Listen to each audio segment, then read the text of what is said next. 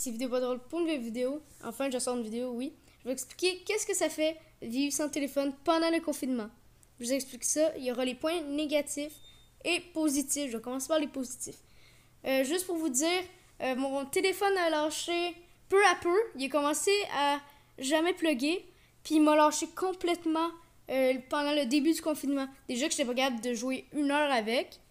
Ben, ça a lâché complètement. Fait que je vais vous expliquer les points positifs et négatifs de ne pas avoir de téléphone cellulaire. Point positif, c'est que j'étais dessus à peu près 3 heures. Alors, ça m'a mis 3 heures de libre et j'ai décidé de un peu lâcher la PlayStation, mais même complètement lâcher la PlayStation à part à peu près 1 heure par jour, puis d'ordinateur, etc. Puis ça m'a fait vraiment du bien d'avoir ce vide-là de 3 heures ou 2 dans ma journée. J'ai commencé à me lever de plus de bonne heure à cause de ça fait vraiment du bien. J'ai pu profiter d'aller dehors, surtout que je me suis acheté un longboard pour aller dehors. Ça m'a fait vraiment du bien. Puis juste pour vous dire, au Québec, on a le droit de sortir un peu plus loin dehors. C'est pas comme en France que c'est tout confiné au complet. Je vais vous expliquer ça dans la prochaine vidéo. Alors, allez voir ça.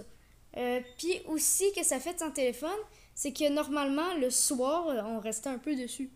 Fait que là, je m'endormais plus de bonne heure. Surtout que j'ai eu en plus une nouvelle chienne qui s'appelle Rosie. Alors, je suis heureux pour ça.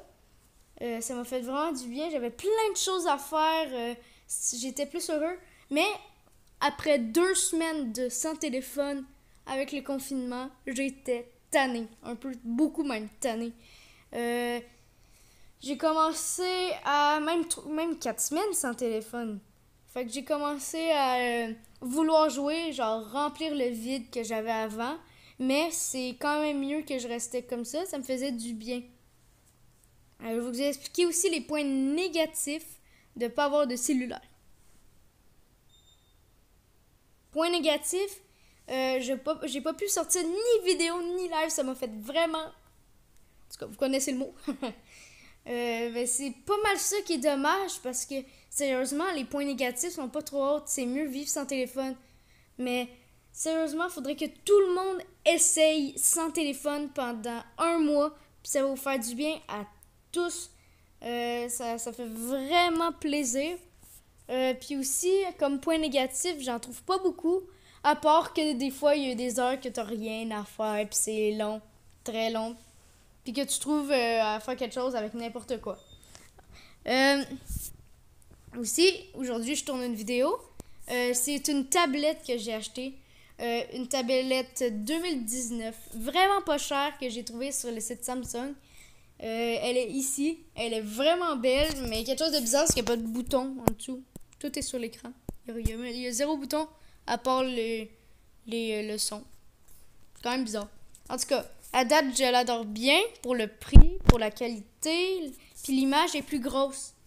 Fait que, avec l'image plus grosse, je peux faire mieux mes montages. Avec des montages, il y aura plein d'autres choses à faire et n'importe quoi. En tout cas, vous voyez tout ce que je peux faire et plus. Surtout un peu de vidéos, de jeux et de n'importe quoi. Alors c'est ça, avoir une tablette, ça fait vraiment du bien. Mais il y a un seul dommage sur une tablette, c'est que tu peux pas appeler quelqu'un avec une tablette. Ça fait juste fucker. C'est genre, allô? Avec ta grosse tablette, ça marche pas. Merci, ça va être tout pour aujourd'hui. Je vais vous dire à la prochaine vidéo demain ou lendemain. Ciao!